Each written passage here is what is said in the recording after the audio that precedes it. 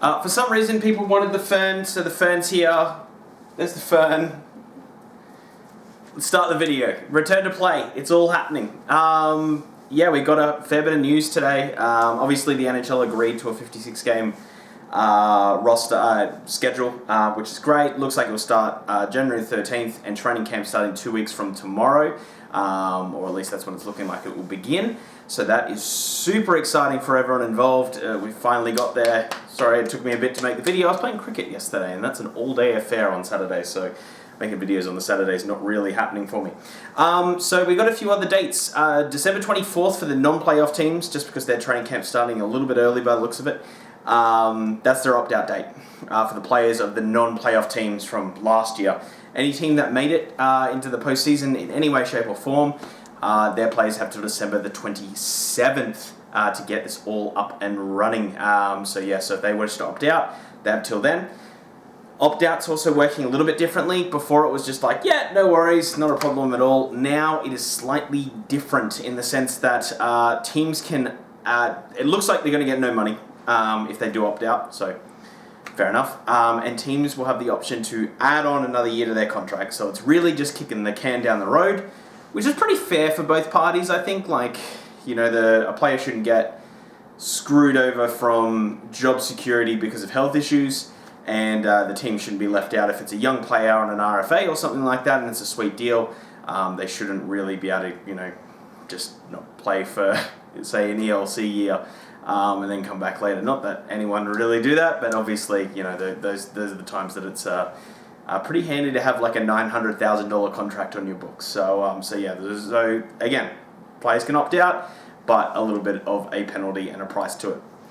Free agents as well. It looks like all of the pending free agents have, except especially the big ones like your Hoffmans, Hatmanek, and those of the similar ilk.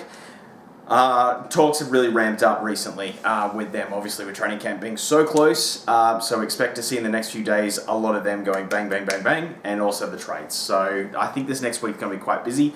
Probably see a lot of videos from yours truly. But yeah, that's where everything's looking at the moment. The RFA date that it has to be signed by is February the 11th, or else they can't play throughout the whole season. So if an RFA wants to sort of play hardball still, looking at you Islanders, Barzell, well, they have February till to sort it all out. So yeah, obviously if they want to go if someone wants to go the Nylander approach and miss out a bit of the season, they definitely can. It looks like the NHL 2 with the Canadian-only division wants to get that off the ground and see if they can get it working, but working with all the provinces and whatnot, it's proven to be a little bit more difficult. Looks like they'll have pretty strict restrictions on what they'll be able to do when they fly into cities, or whether they just play it in one city to start off with some of the teams. And obviously there's a few teams like San Jose and whatnot that aren't going to be playing their arenas as well. So there's still a lot to work out when it comes to that, and obviously as we find out news on those, we'll get that all going.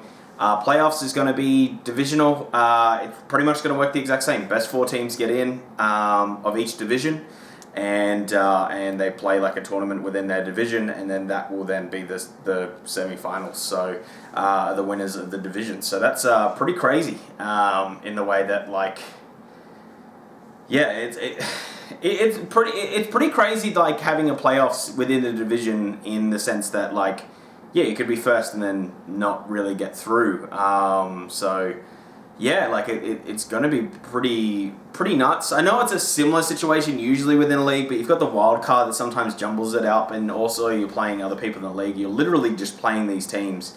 So when it comes to the playoffs round, you'll be pretty well scouted for them. So, and you know that some teams going to get unlucky with injuries and whatnot, so that's obviously going to affect things. But yeah, I mean, we've definitely guaranteed at least at the conference final stage, or the semi-final for the Stanley Cup. I don't know what you call it this year, because conferences are kind of out the window a little bit. You're definitely going to have a Canadian team there if this Canadian division gets off the ground, which I think helps ratings and a few other things as well. So yeah. Anyway, that's a full update of, like, return to play. That's like everything. So if you did like this video, hit the like button. Otherwise, hit subscribe down below. It really does help us out. We're on 318 now, and every little bit matters. And comment down below, what are you most excited for this season? But yeah, plenty of news coming out. Tomorrow we'll be going through all the Vegas odds and probably just go dark horses for the player awards. in Stanley Cup, like all those awards. I think we'll just have a bit of fun with that. Otherwise, a pack opening video has just come out. I'm just about to record the second one of those. So yeah, so still tons to do. Anyway, thank you. Bye.